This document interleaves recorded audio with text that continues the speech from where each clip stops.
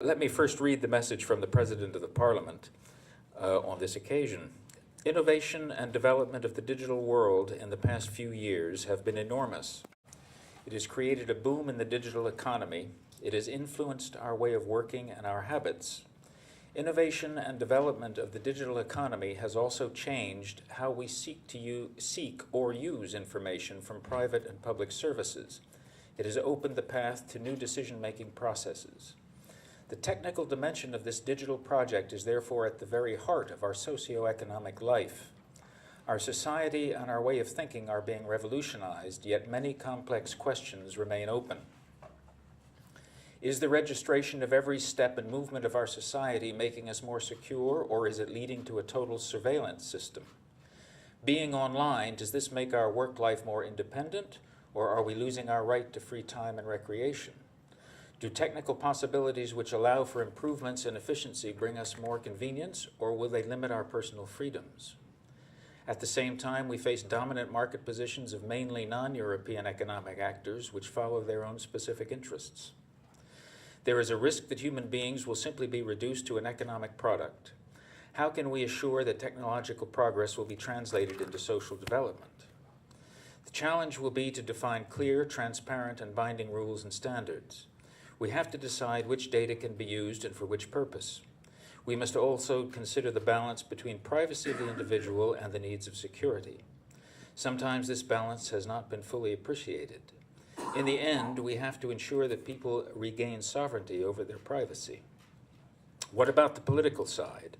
The European Parliament has contributed to the regulatory framework of the digital world on several levels, such as the completion of the digital single market, the data protection package, and let me mention the very recent example, the ITER committee, which has voted on the telecom package today. I would therefore like to thank the rapporteurs, you can do that right here, and the contribution of other members involved in this important work.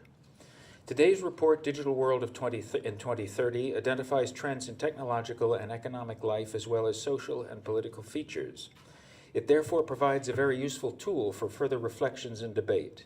Thank you very much for this important initiative. I would like to invite you to use this forum for a broad debate on the future of the digital world and hence a debate on our future socio-economic model. Now, those are the welcoming words from the President.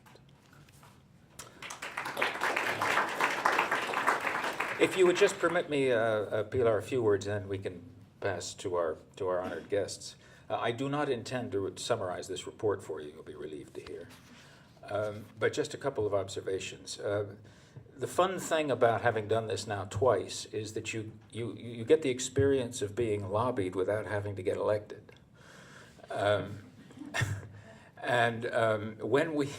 When we circulated the core chapters for comment, we did get a great many comments, and many of you in this room sent them to us. And I just want to assure you that Ajit and I have considered everyone very carefully. Some you will see reflected in there, and some addressed fatal errors that were irrecoverable by that time. Mostly style, let it be said. But on a serious note, what we have tried to do here is not to lead the witness. We've tried to leave open the policy questions while identifying the policy areas and trying to paint a picture, to the extent that one can take a photograph of a speeding train, of what is really going on out in the world. So we hope that all those who are active in the Internet Foundation will find a platform here to continue to engage their own interests, because that is the purpose, of course, of the democratic exercise. I would just like to, before we pass the floor, Pilar, I would just like to thank a few people, notably Ajit, without whom I would have gone stark raving mad.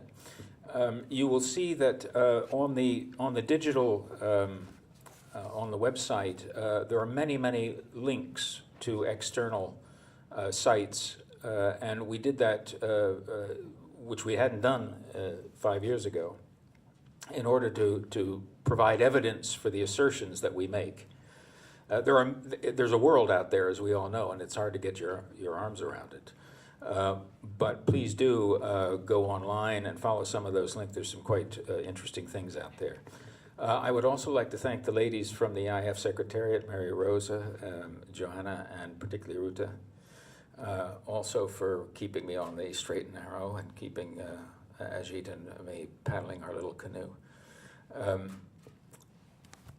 Other than that, please do read it. Please do go online. Please do comment. We'd like to keep this up to date and roll it forward so we don't have to start from a standing start the next time.